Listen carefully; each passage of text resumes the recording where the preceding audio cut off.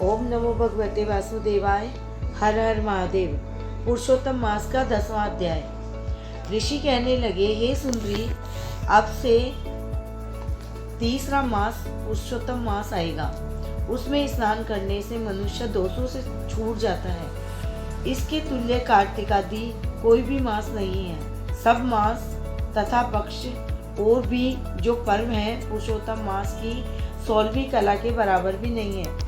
12,000 वर्ष गंगा में स्नान करने से जो फल मिलता है और सिंह के बृहस्पति में गोदावरी गंगा में स्नान करने से जो फल मिलता है, वही फल कहीं भी पुरुषोत्तम मास के एक बार स्नान करने से प्राप्त हो जाता है। यह श्री कृष्ण का प्रिय मास है। इसमें स्नान, दान, जपादि करने से सब मनोवांछित फलों की प्राप्ति होती है। इसलिए तुम भी पुरुषोत्तम मास की सेवा करो। मुनिराज कन्या को ऐसे वचन कहकर चुप हो गए। श्री कृष्ण कहने लगे, हे अर्जुन, मुनि के वचन सुनकर भावों से प्रेरित होकर वह मूड वाला क्रोधित होकर बोली, हे ब्राह्मण, मुझको आपके वचन ठीक नहीं लगे। माघादि मास किस प्रकार थोड़ा फल देने वाले हैं और कार्तिकादि मास को कैसे कम कहते हो?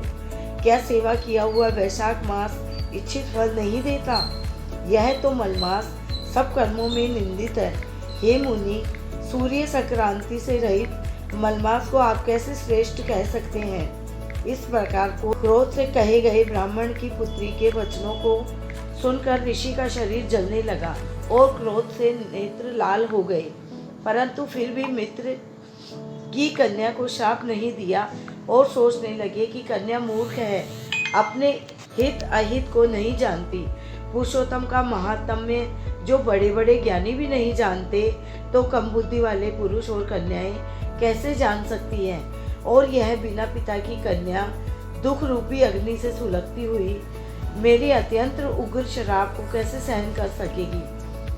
ऐसे उत्पन्न हुए क्रोध को दूर करते हुए और स्वस्थ होकर व्याकुल कन्या से कहने लगे, तू दुखी और नादान है, इसलिए तेरे पर मेरा कुछ भी कोप नहीं है। जैसा तेरे निर्भाग्य मन से हो वैसा ही कर।